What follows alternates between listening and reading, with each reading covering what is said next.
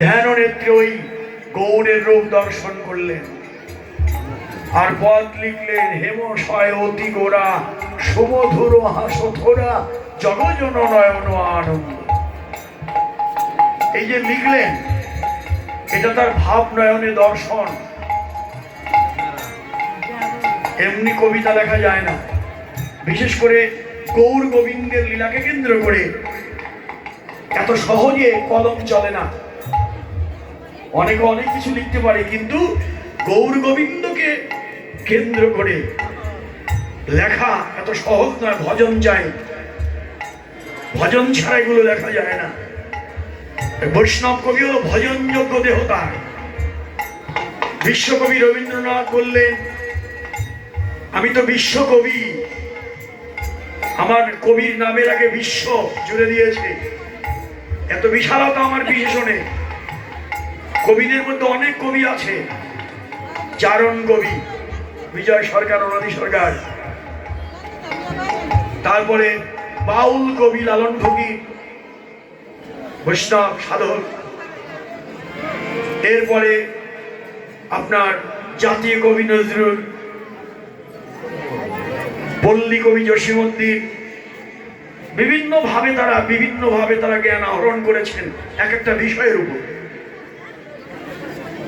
বিশ্বকবি রবীন্দ্রনাথ। আর আমরা যে পদগুলো স্মরণ করি তারা হলো বৈষ্ণব কবি। কবির আগে তার বিশেষণটা হচ্ছে বৈষ্ণব। বৈষ্ণব চিনিতে নারে দেবেরও শকতে।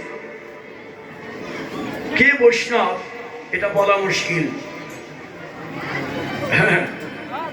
তবে আমি এইটুকু বলবো যে আপনারা যারা এখানে উপস্থিত, আপনারা সবাই গৃহী বৈষ্ণব। আপনারা গৃহে আছেন, সংসার আছে, এরপরেও আপনারা ছুটছেন যে কোথায় যাব।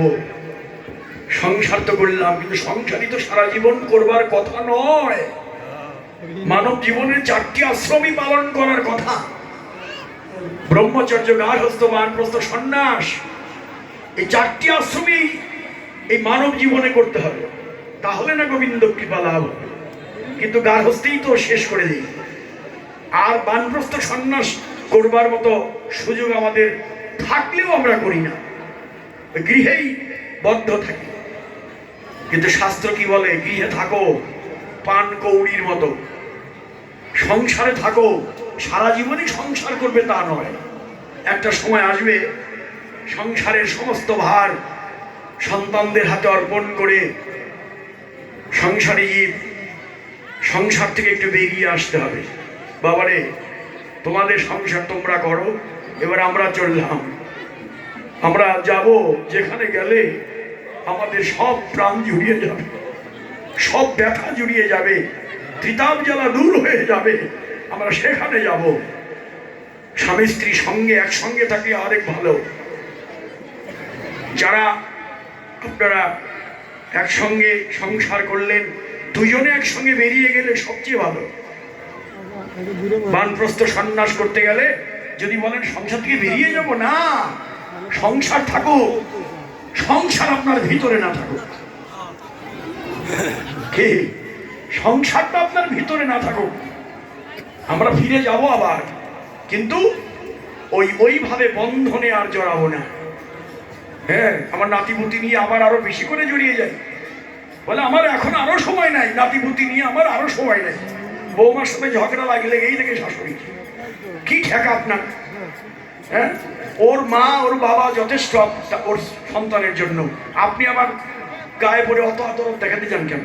দরদ দেখাতে যান তো আপনি ঝগড়ায় পড়ে যান না। বাবা, তোমার সন্তান তুমি পালন করো, আমার এখন আসল কাজ আমি গৌর গোবিন্দের সেবা করবো।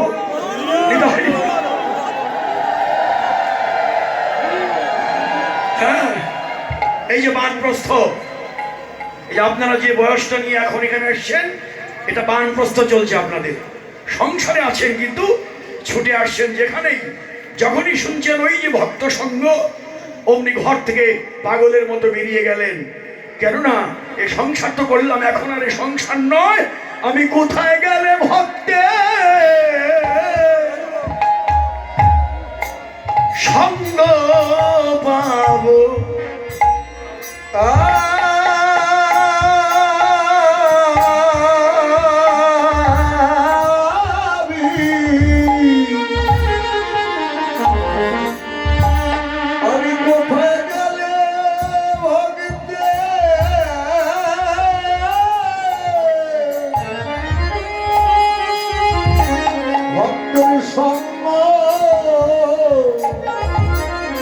সঙ্গ পাবো।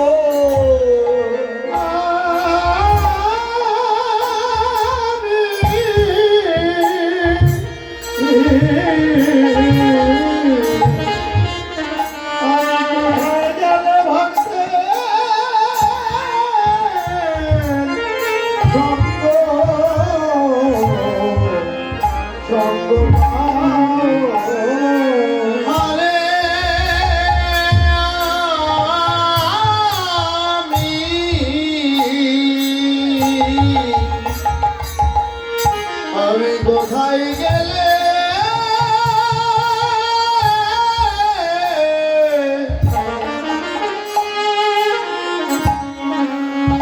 ভক্তের সঙ্গ সঙ্গ পাবো। এই ভক্তের চরণ ধুলি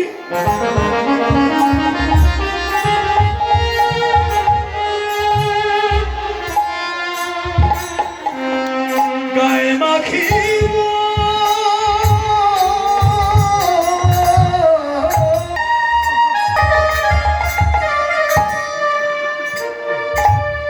কোথায়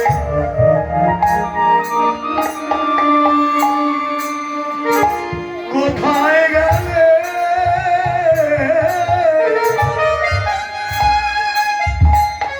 এই ভক্তের সঙ্গ পাবো।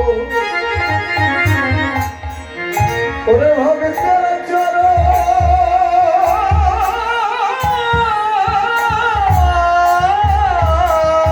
ধুলি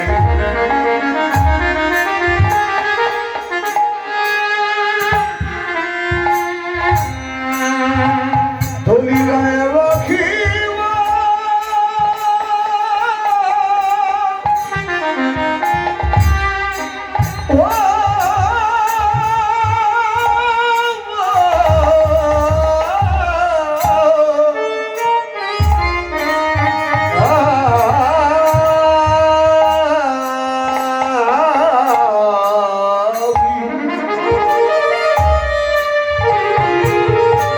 আমি কোথায়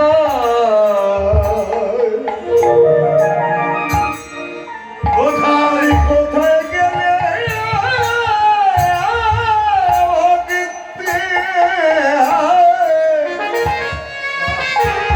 ভক্তের সঙ্গ সঙ্গ পাবো।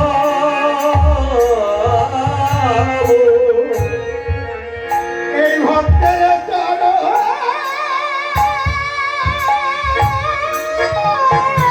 ধুলি জয় জয় সাধু ভক্তের চরণ ধুলি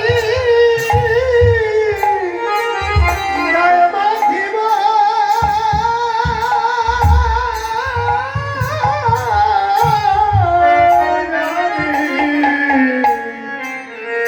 আমি কোথায় গেলে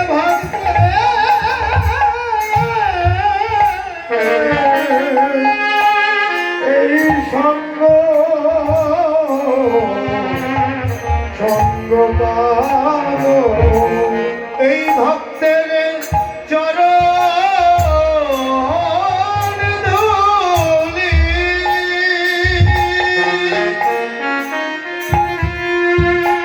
আমি গায়ে মাখিব।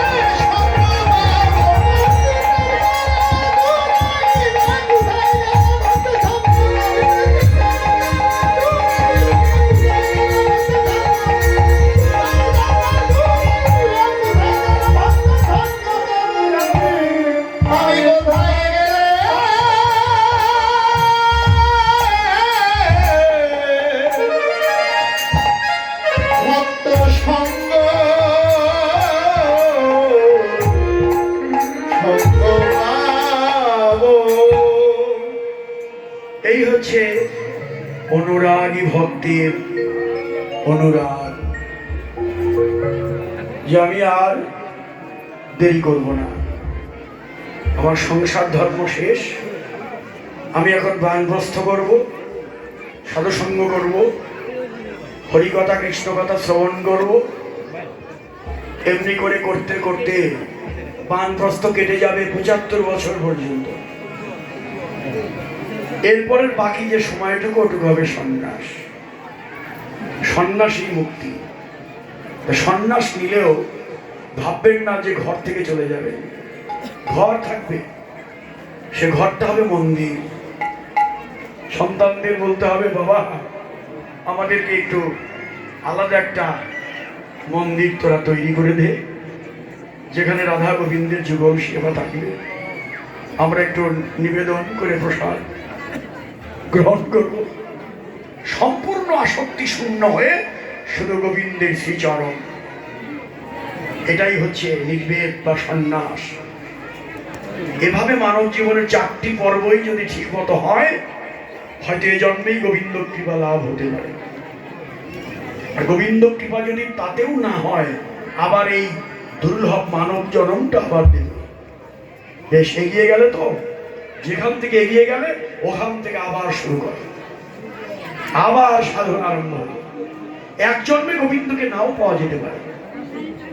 এই যে ও বাবা, এক জন্মে গোবিন্দকে নাও পাওয়া যেতে পারে, কিন্তু তার জন্যে আমাকে সাধনা চালিয়ে যেতে হবে, একটু এগিয়ে যেতে হবে। যতটুকু এগিয়ে গেলাম, এরপরের থেকে পরবর্তী জন্মে আবার ওখান থেকে সাধনা আরম্ভ হবে। এমনি করে করে যখন সাধনায় সিদ্ধি লাভ হবে, সেদিন আর আসা যাওয়ার যন্ত্রণা আমাদের আর থাকবে।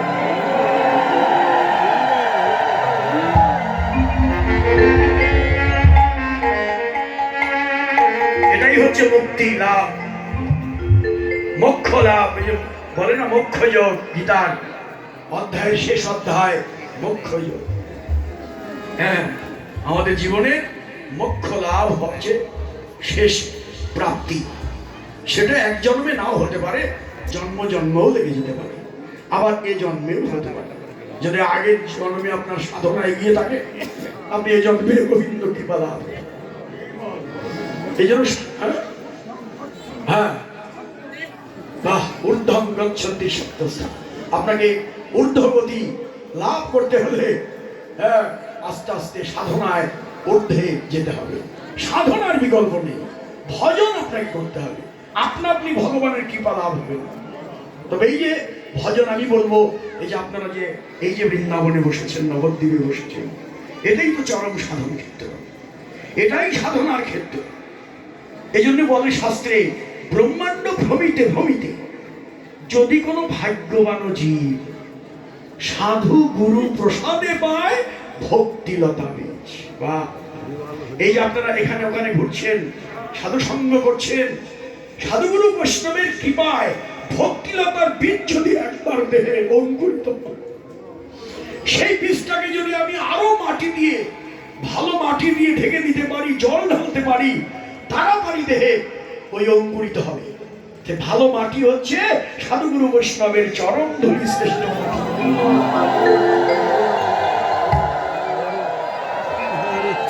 বৈষ্ণবের চরণ ধূলি, ভক্তের চরণ ধূলি।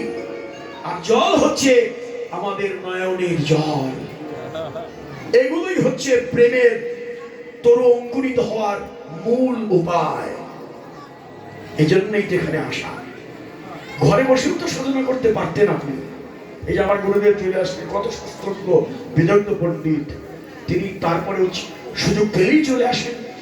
এটাই তো আচার্য শিক্ষা, যে না, আমি যতই জানি, যতই পারি, কিন্তু আমার এই জানা পারার মধ্যে আত্মহংকার আছে। হ্যাঁ, আমার আত্মহংকার নিয়ে যত জানি, যত পাণ্ডিত্য থাক, আমি গোবিন্দ কৃপা পাবো না। সাধনা করে উপরে উঠবো, উপরে উঠে আবার অহংকার শূন্য হয়ে সাধুগুরু বৈষ্ণবের চরণ দোলায় গড়াগড়ি দিব।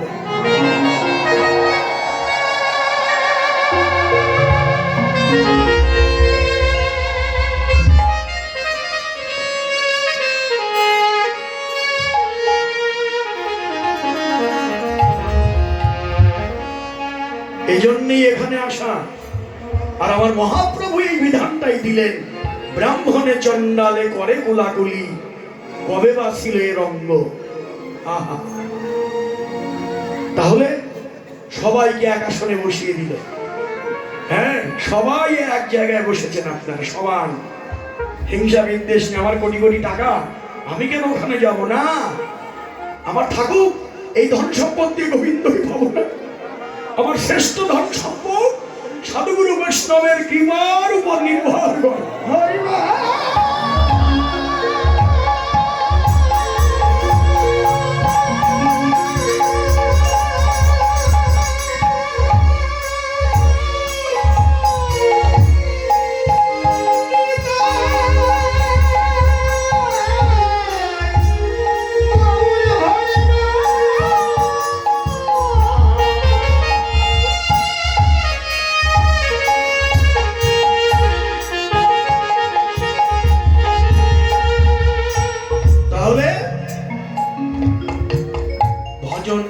করে এগিয়ে যাও, ভগবান করুণা করে নামবে।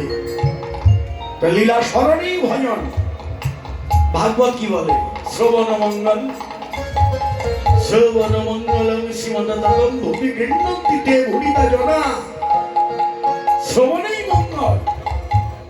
চৈতন্য চরিতামৃত কি বলে? শ্রীল কৃষ্ণদাস কবিরাজ গোস্বামী তিনি তার লেখনীতে লিখলেন, আজও বুঝিবে না যে হো, শুনিতে শুনিতে সে হো, অদ্ভুত চৈতন্য চরিত, বুঝিবে রসের রীতি, হইবে পরম প্রীতি, শুনিলেই হইবে বড় হিত। হিত মানে কল্যাণ, আর শুনলেই কল্যাণ। বুঝি বা না বুঝি, কানের ভিতর দিয়া মরমে বসেছিল, আগুলো করিল মনোপ্রাণ। এই কর্ণটা হলো শ্রবণ ইন্দ্রিয়। শ্রবণ, ওই যে আত্মনিবেদন এত তাড়াতাড়ি হবে না তো। এক নম্বর আত্মনিবেদনের প্রথম ধাপ হলো শ্রবণ, দ্বিতীয় কীর্তন। শ্রবণ কীর্তন এ দুটো, এই যে শুনছেন আর কীর্তন, আপনারা হরিধ্বনি দিচ্ছেন, উলুধ্বনি দিচ্ছেন, এটাতেই কীর্তন হচ্ছে। শ্রবণ কীর্তন, শ্রীপাদ সেবন, বিষ্ণু স্মরণ, সক্ষম দর্শন, এমন করে গিয়ে গিয়ে জীবনের পরিসমাপ্তি হচ্ছে আত্মনিবেদনম।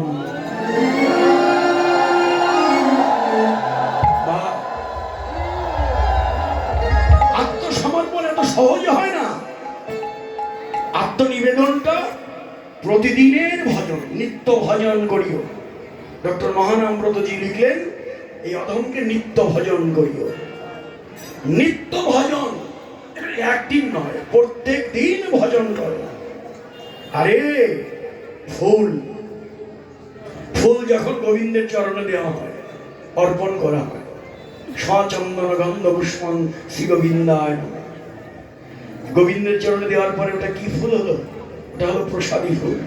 ওটা যখন আবার চরণ থেকে তুলে আনবেন, তখন ওটা হবে প্রসাদী ফুল। ফুল যেমন গোবিন্দের চরণে দেওয়ার পরে আবার তুলে এনে নাকে গন্ধ নেই, অঙ্গ গন্ধ নেওয়া হয়। ভজন যারা জানে তারা করে। গোবিন্দের চরণের ফুলগুলো আবার নাকে ঘ্রাণ নিলে অঙ্গ গন্ধ নেওয়া হয়। হ্যাঁ, ফুল প্রসাদী হয়। গোবিন্দের কণ্ঠে দেওয়ার পর আবার আনলেটা প্রসাদী মালা হয়। বৈষ্ণবের একটি অঙ্গের বসন পেলে প্রসাদী বসন হয়। যে বসন পেলে একজন সাধুর এক অঙ্গের প্রসাদী বসন যদি অঙ্গে লাগে, কৃষ্ণ প্রেম ভক্তির উদয়। এটাকে বলে সঙ্গ। রাধারানী সকালবেলা বলেছিল, বসনে বসনে লাগাবে বলিয়া একই রজকে দেয়। আমার প্রাণবল্লভ, আমি যে ধোপার বাড়ি কাপড় কাচতে দেই, আমার বন্ধু সেই ধোপার বাড়িতেই কাপড় কাচতে দেয়। উদ্দেশ্য কি? বসনে বসনের সঙ্গ পাবে বলে। সঙ্গের যে মূল্য, এটা জানিয়ে দিয়েছে রাধারানী নিজেই।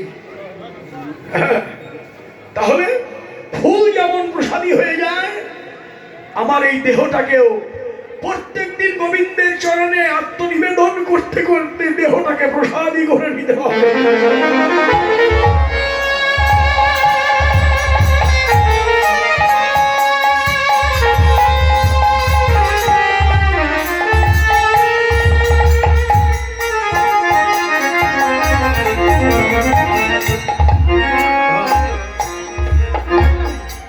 প্রসাদী করে নাও,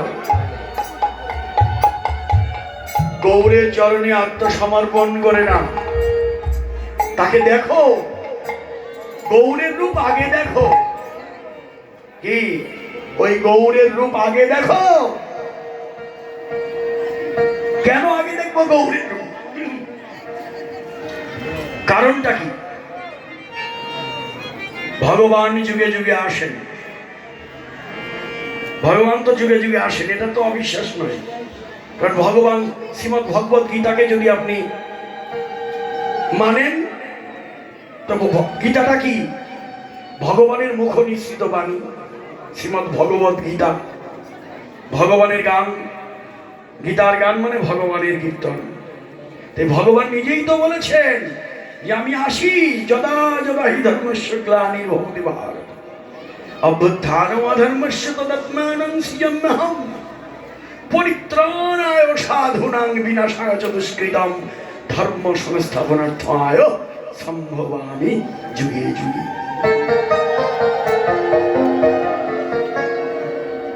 তাহলে ভগবান যুগে যুগে আসেন। কেন আসেন? ওই যে বললেন, সাধুকে পরিত্রাণ করতে, দুষ্টকে দমন করতে। এটাই তো কারণ। আর একটা কারণ আছে, শুধু সাধুকেই পরিত্রাণ করবেন না তিনি, ধর্মকে স্থাপন করার জন্য তিনি এসেছেন। চমৎকার একটা কাহিনী ডক্টর মহানামব্রতজি বলেছেন যে এই যে ভগবান নিজেই কেন আসেন, প্রশ্ন করেছিলেন সম্রাট আকবর। ইতিহাস আপনারা যারা পড়েছেন জানেন, আকবরের আমল ছিল, সম্রাট আকবরের আমল। তখন তার মন্ত্রী ছিল বীরবল, হিন্দু মন্ত্রী। কথা বলবেন না মায়েরা, একটু শুনবেন, শুনলেই লাভ। বললাম না, ভাগবত বললো শ্রবণে মন্দন। শুনুন, তাড়াতাড়ি দিয়ে যাও মা।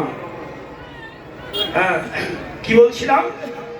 সম্রাট আকবরের আমল, তার হিন্দু মন্ত্রীর নাম বীরবল। বীরবলকে একদিন সম্রাট আকবর সবিনয়ে প্রশ্ন করলেন। কি প্রশ্ন? বীরবল, তোমার কাছে একটা প্রশ্ন আছে। কি প্রশ্ন? এ দেখো, আমার ইসলাম ধর্মে আল্লাহ কখনো নিজে আসেন না, সে তার ফেরেশতা পয়গম্বর পাঠিয়ে দেন, তিনি কখনো নিজে আসেন না। আচ্ছা বীরবল, তোমার সনাতন ধর্মে ভগবান নিজেই কেন আসেন? নিজেই কেন আসতেন? অন্য কাউকে পাঠাতে পারতেন। এটা আমি ভালো বুঝলাম না, একটু বুঝিয়ে বলবে? হরিবল, প্রশ্নটা খুব চমৎকার যে আমার আল্লাহ কাউকে পাঠিয়ে দেন, কিন্তু তোমার ভগবান নিজেই আসেন কেন? এর কারণটা একটু বলবে? জানবার আগ্রহ। সম্রাট আকবর কিন্তু অনেক জ্ঞানী এবং অনেক পাণ্ডিত্যও তার আছে, বৈষ্ণব বটে। সবিনয়ে প্রশ্ন করা এক জিনিস, আর নিজের বিদ্যা জাহির করা এক জিনিস। কাউকে ঠকাবার উদ্দেশ্যে প্রশ্ন করা আর এক জিনিস। আছে না এই জগতে?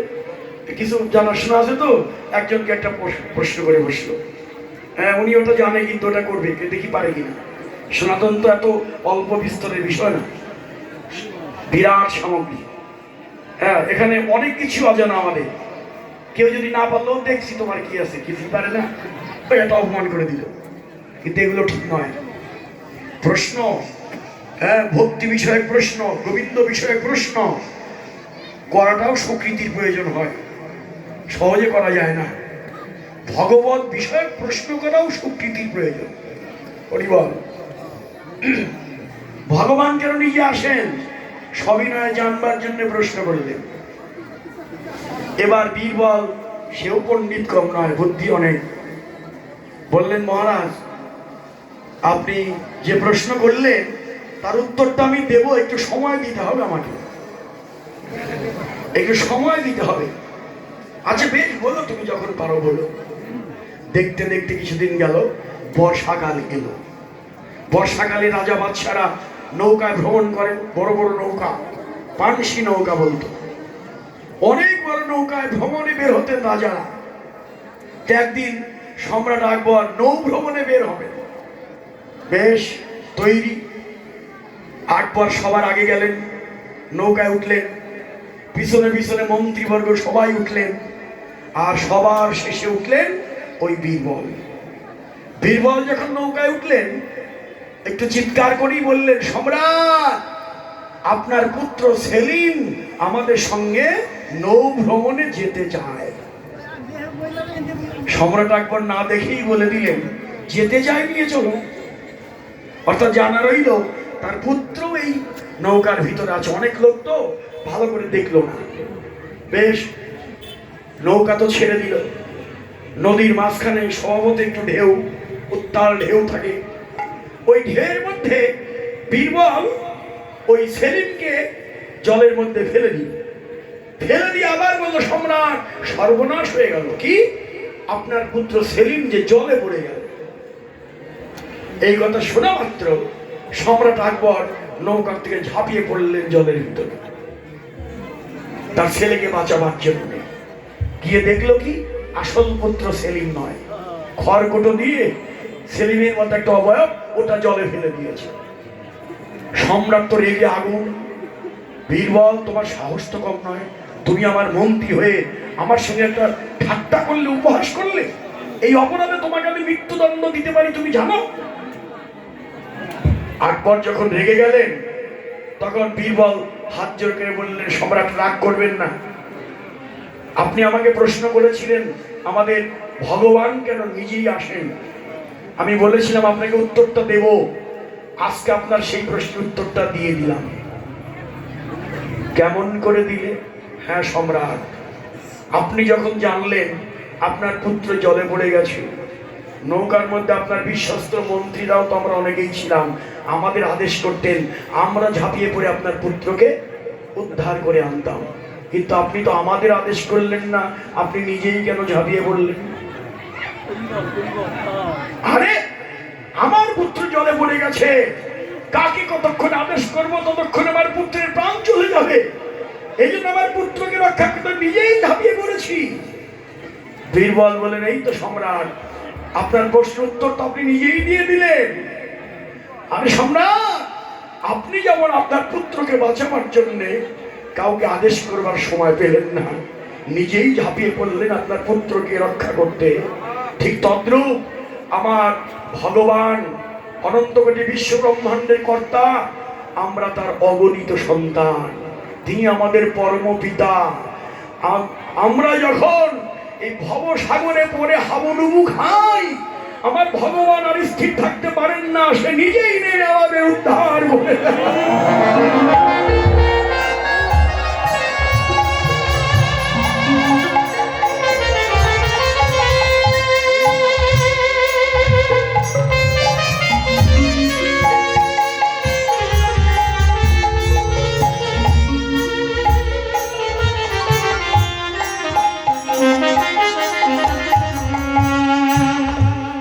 এজন্যই তো ভগবান এলেন। সত্য এলেন নারায়ণ রূপে, তেতা এলেন নাম রূপে, দাবর এলেন কৃষ্ণ রূপে, আর কলিতে এলেন আমার গৌরাঙ্গ মহাপ্রভু রূপে। তিনি এসে কি করলেন?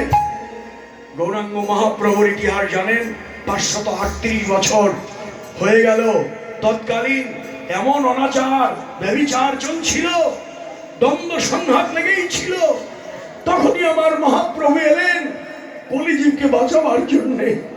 আমার গোলকের হরি গোলকের আসন ছাড়ি, ধুলাকে অবতরী কান্নালের বেশধরি ধুলায় দিয়ে গড়াগড়ি।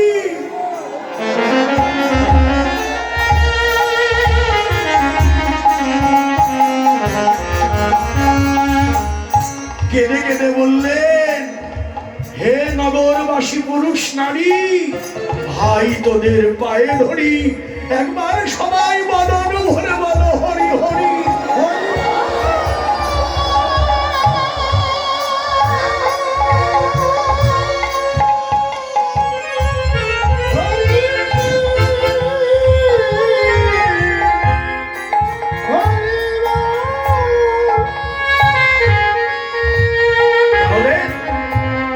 এই যে তিনি এলেন, একদিকে এলেন তিনি তার লীলারস আস্বাদন করতে, অপরদিকে এলেন আমাদের বাঁচিয়ে দেবার জন্য। ত্রিতাবদগ্ধ কলিজীবকে বাঁচিয়ে দেবেন তিনি, মুক্তি দেবেন তিনি অল্প সময়ের মধ্যে। তো হ্যাঁ, অন্যান্য যুগের ভগবান আর আমার গৌর ভগবান কিন্তু এক নয়, একটু ব্যতিক্রম তো বটেই। যদি বলেন এই আবার কি বলো, হ্যাঁ আমি বলছি এই কারণে যে দেখুন চারটি যুগের ভগবানকে দেখুন, অনেক সময় চিত্র দেখতে পান আপনারা, নারায়ণের হাতে চক্র, হ্যাঁ রামের হাতে তীর ধনুক, কৃষ্ণের হাতেও বিভিন্ন অস্ত্র শস্ত্র, কিন্তু আমার গৌরাঙ্গ মহাপ্রভুর হাতে কোনো অস্ত্র নেই। তাহলে ব্যতিক্রম মহাপ্রভু, আমার ব্যতিক্রম মহাপ্রভু। অন্যান্য যুগে ভগবান সবাইকে মেরেছেন, কিন্তু কলিযুগে মহাপ্রভু বললেন না, আমি মারতে আসিনি, আমি পতিত পাবন, পতিতকে উদ্ধার করবার জন্য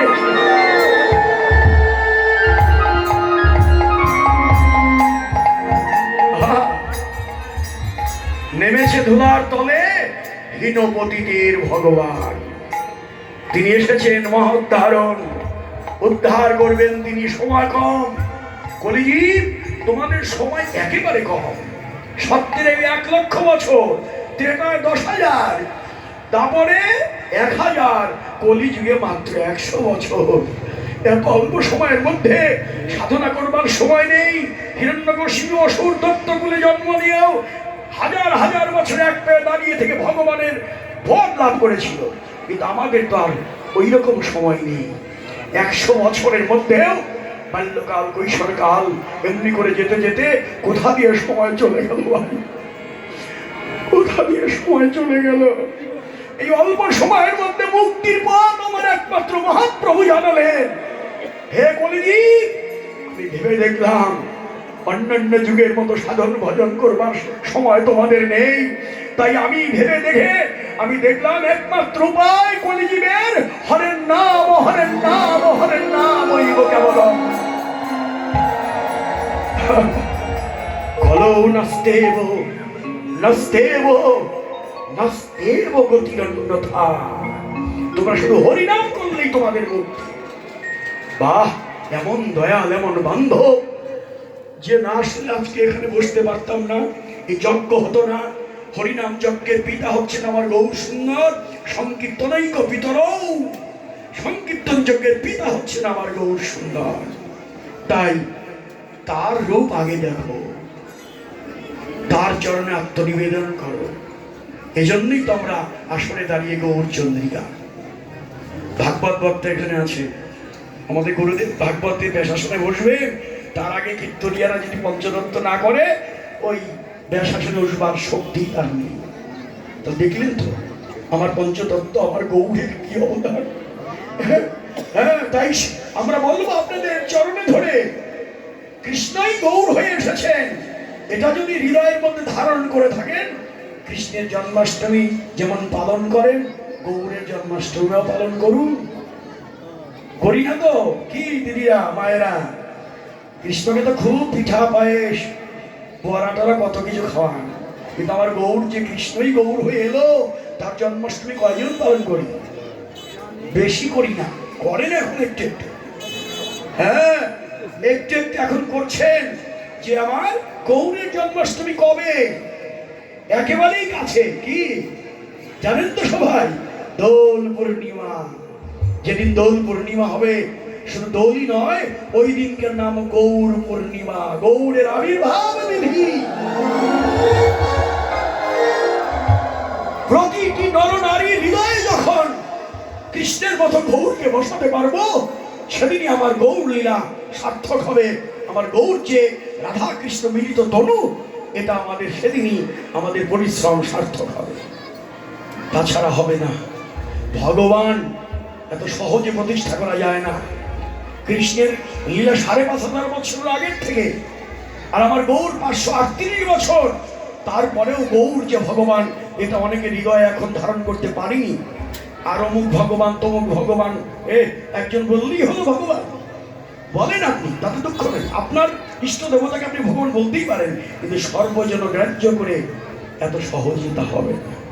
অনেক সময়ের প্রয়োজন, প্রচার করতে করতেই না প্রসারটা। তাই আমার গৌর হচ্ছেন আমাদের বান্ধব, তিনি আমাদের বাঁচিয়েছেন, আমাদের জাতির মুক্তির পথ দেখিয়েছেন।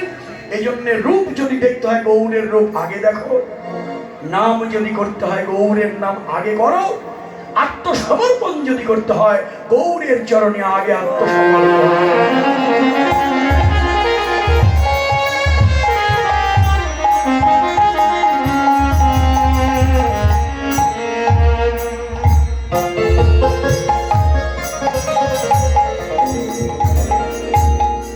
তাকে দেখো, দেখলেই আনন্দ, যে দেখেছে সেই ভুলেছে।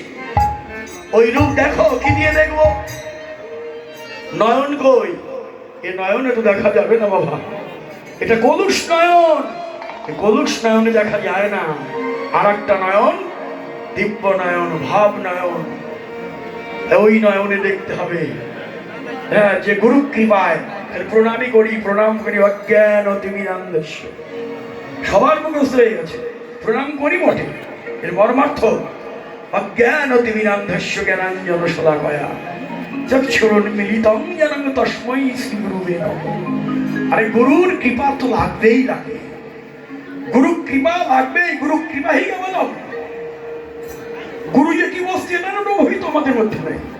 হ্যাঁ, গুরুদেব বলি গুরুদেব, কিন্তু গুরুদেবের হ্যাঁ লজ্জা বলা যায় না। হ্যাঁ, আমরা যা গুরুদেব কি বলি, শাস্ত্র কি বলে জানেন? গুরু গুরু সবে বলে, গুরু কি সহজে মিলে? ও তুই শুকর জনি প্রাপ্ত হবে, গুরুকে মানুষ বলে। শ্রীকৃষ্ণের অনুগ্রহ শক্তির বিলাস মূর্তি হচ্ছে গুরু। হ্যাঁ, গুরু কি প্রয়োজন? এই যে এসে গেল কথা। হ্যাঁ, গুরুদেবের কথা আসতে গিয়ে গুরু কি প্রয়োজন? আমি তো সব জানি, আমি তো বড় পণ্ডিত। স্বামী বিবেকানন্দ এই প্রশ্ন করেছিলেন। হ্যাঁ, সবাইকে বলতেন তুমি কি ভগবান দেখেছো? ভগবান দেখেছো? উত্তর নাই। শেষ পর্যন্ত এমন জায়গায় গিয়ে প্রশ্ন, তুমি কি ভগবান দেখেছো? সঙ্গে সঙ্গে উত্তর, দেখেছি। আমি তো দেখেছি, তোকেও দেখাতে পারি, দেখবি? তিনি আর কেউ নয়, রামকৃষ্ণ পরমহংসদেব। গুরু বরণ করলেন স্বামী বিবেকানন্দ। তিনি বিশ্ব বরেণ্য বিশ্ব ধর্ম সম্মেলনে গিয়ে যিনি এমন কথা বলে সব ধর্মের মানুষ হাতে তালি দিয়েছিলেন। হ্যাঁ, সবাইকে ভাই আর বোন, দেয়ার ব্রাদার আর সিস্টার্স অফ আমেরিকা, এমন কথা বলে সবাই করতালির মধ্য দিয়ে সনাতন ধর্মকে সবার উপরে উঠিয়ে দিয়েছে।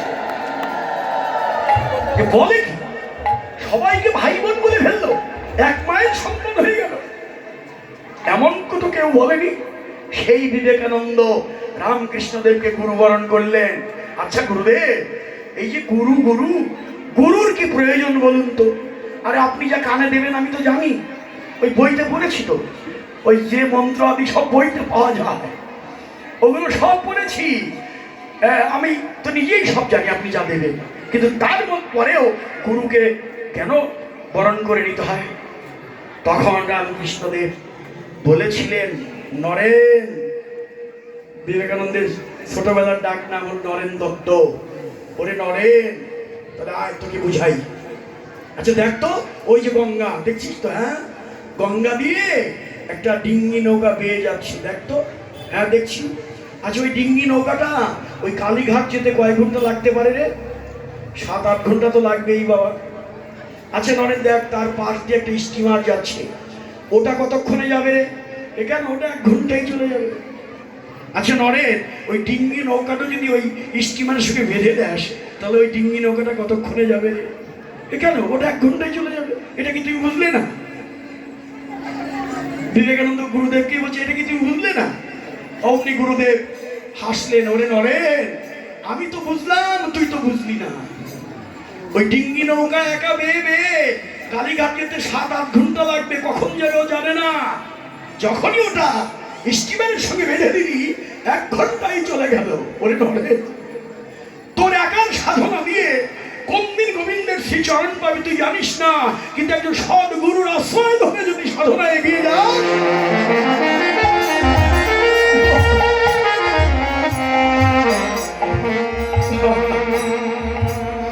তাই তো এই হচ্ছে গুরুদেব। তাই হরিবল। তাহলে এত সহজ জিনিস নয় রে বাবা।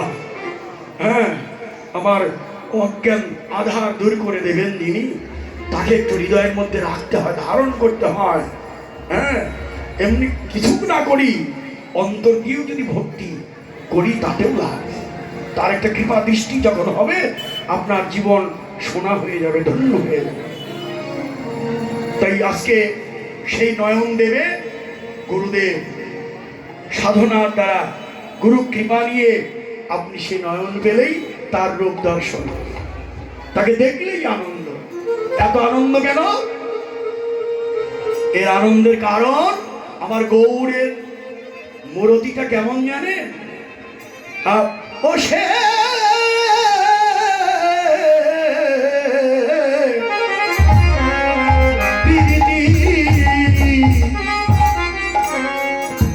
মূরতি গিয়ে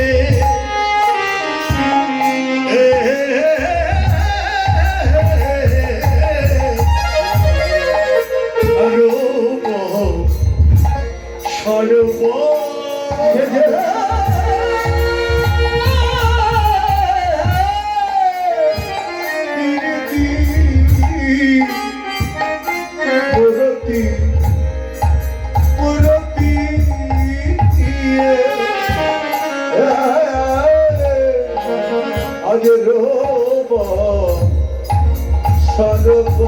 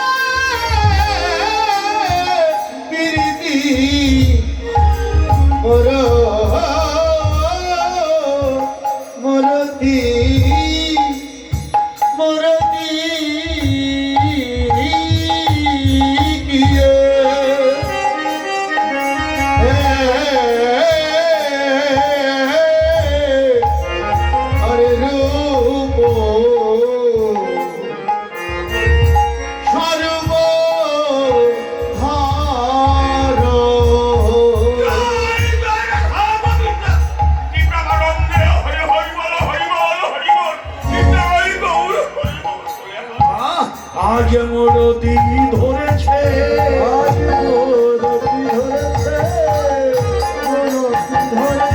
আজ মূরতি ধরেছে, প্রীতি রস যেন মূরতি ধরেছে, প্রীতি রস যেন মূরতি ধরেছে, মূরতি যেন মূরতি ধরেছে, এবার মূরতি ধরেছে, মূরতি ধরেছে, মূরতি ধরেছে, এবার মূরতি ধরেছে, মূরতি নাসিতে, মূরতি ধরেছে, মূরতি নাসিতে, মূরতি ধরেছে, মূরতি নাসিতে, এবার মূরতি নাসিতে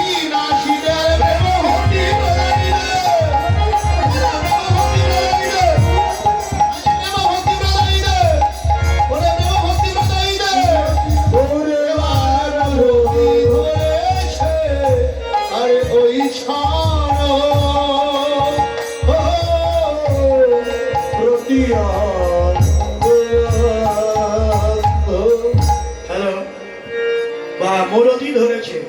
আমার ডাইনের দোহারেরটা একটু বাড়াই দাও তো বাবা, সমর্থ করবেন। প্রীতি রস যেন মূরতি ধরেছে। হ্যাঁ, ওই মনিটরটা ঠিক রেখো, তাই রাজা মনিটর একটু দিয়ে রেখো, তাই হবে। এখন কি বললাম? প্রীতি, অপর নাম কি? ভালোবাসা। ভালোবাসা গাঢ় হয়ে রতি নাম হয়, একই রকম থাকবেন তো। এই যে দেখছি নিত্যানন্দ রায়ের সঙ্গে শেষ গুরুদেব, আপনাদের যেমন দেখি তেমনই আছেন, তেমনই থাকেন, সারা জীবন আপনারা এমনই থাকেন, ভালো থাকেন।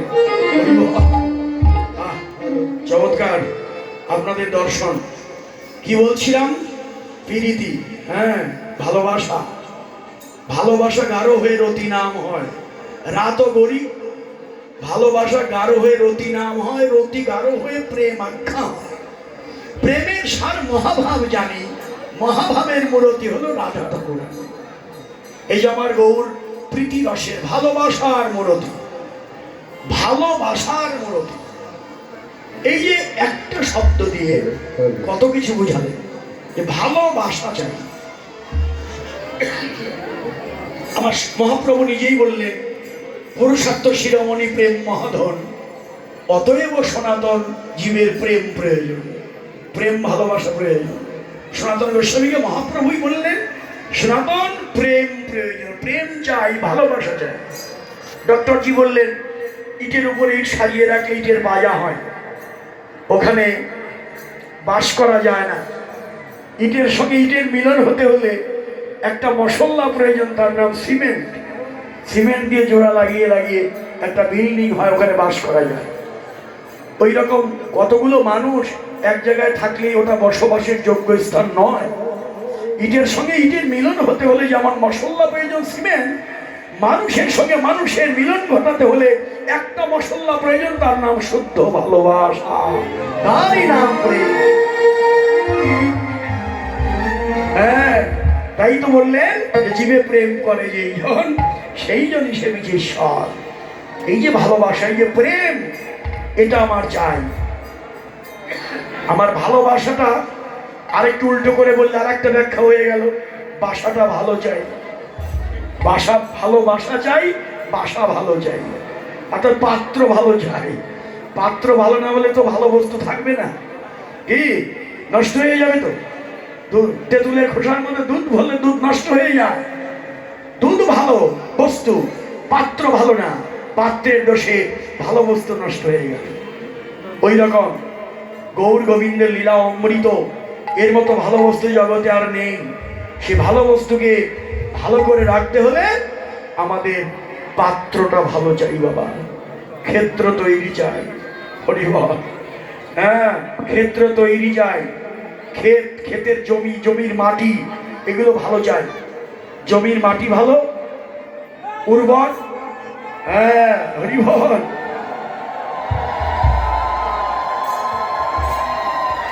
ক্ষেত্র ক্ষেত্রজ্ঞ বিভাজ্য, গীতা তো পড়েন এখন, সবাই গীতা পড়ুন, এটা আমাদের সবার নিবেদন। অন্য কোনো গ্রন্থ আর পড়ার প্রয়োজনই হবে না, শ্রীমদ্ ভগবত গীতাটা পড়লে সব কিছু আছে মা। হ্যাঁ, আমরা বিভিন্ন দিকে চলে যাই, কিন্তু গীতাটা পড়ুন, দেখবেন সব আছে এর মধ্যে। হ্যাঁ হ্যাঁ, সর্বশাস্ত্র গাবদগ্ধা গোপালনন্দন পার্থ বৎস সুদী ভক্তা দুগ্ধং গীতাং মৃতং মহৎ। এই যে সর্বশাস্ত্রের মধ্যে সারটুকু গীতার মধ্যে দিয়ে দিয়েছেন ভগবান শ্রীকৃষ্ণ অর্জুনকে লক্ষ্য করে। আর কিচ্ছু চাই না, এত পাণ্ডিত্যের কোনো প্রয়োজনই নেই ভাই। শুধু শ্রীমদ্ ভগবত গীতাটুকু যদি আমরা হৃদয়ের মধ্যে ধারণ করতে পারি। ক্ষেত্র ক্ষেত্রজ্ঞ বিভাজ্য, ক্ষেত্র তৈরি চাই। আমাদের গুরুদেব বারবার বলতেন ক্ষেত্র আগে তৈরি করো, তারপরে বীজ বুনো। হরিবল। নতুন জায়গায় যখন যেতেন উনি আগে এই কথাগুলো বলতেন, আগে ক্ষেত্র তৈরি করো, তারপরে বীজ বুনো, সে বীজ হবে। ক্ষেত্রই তৈরি নাই, তোমার বীজ যতই ভালো দাও হবে না। হরিবল। জমির মাটি ভালো না, জল সিঞ্চন নাই, ওখানে বীজ বুনলে ভালো হবে না। জমিটা কি শ্রেষ্ঠ জমি? আমাদের অন্য কোনো জমির কথা বলেনি, দেহ জমি। শ্রেষ্ঠ জমি হচ্ছে দেহ জমি। মন্দ্রে কৃষি কাজ জানো না, তোমার দেহ জমিন রইল পতি, আবাদ করলে ফল তো শোনা। এই সাধক রামপ্রসাদের কথা। আহা, তাহলে শ্রেষ্ঠ জমি দেহ জমি, এই জমির মাটি চাই। সে মাটি কোথায় পাবো? এই জন্যই তো এখানে আসা। এই দেহে জমির মাটি হলো সাধুগুরু বৈষ্ণবের চরণ ধুলি।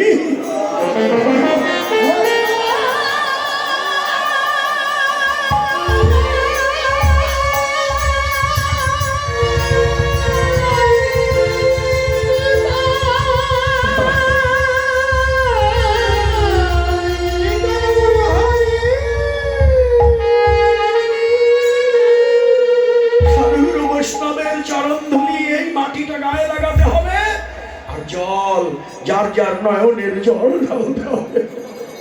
নয়নের জল বৈষ্ণবের চরণ ধুলি গায়ে লেগে দেহ মাটি যখন তৈরি হবে, ঠিক মালি এসেছেন।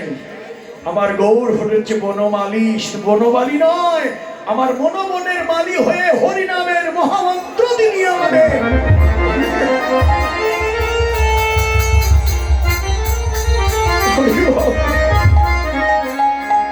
হরিনামের বীজ তিনি বপন করেছেন। যার মাটি ভালো, সাধুগুরু বৈষ্ণবের সঙ্গ করা আছে, দেহ জমি তৈরি আছে, সাথে একটু নয়নের জল যে ফেলতে পারে, তার দেহে হরিনামের বীজ অঙ্কুরিত হবে। তারই দেহে কৃষ্ণ বলতে নয়নে অশ্রু বর্ষণ হবে, তারই দেহে সর্বাঙ্গ কম্প হবে, কৃষ্ণ বলে কাঁদবে।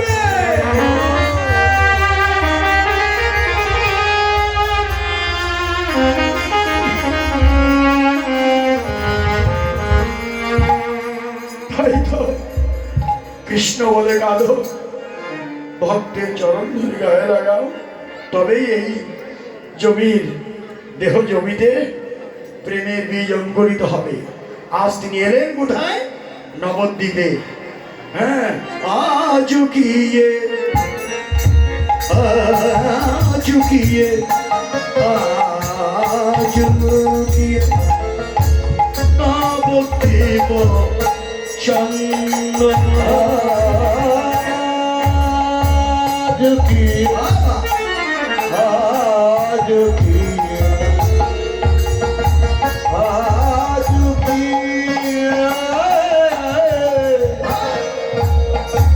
নবদ্বীপ চন্দন আজুকিয়ে আজুকিয়ে আজুকিয়ে নবদ্বীপ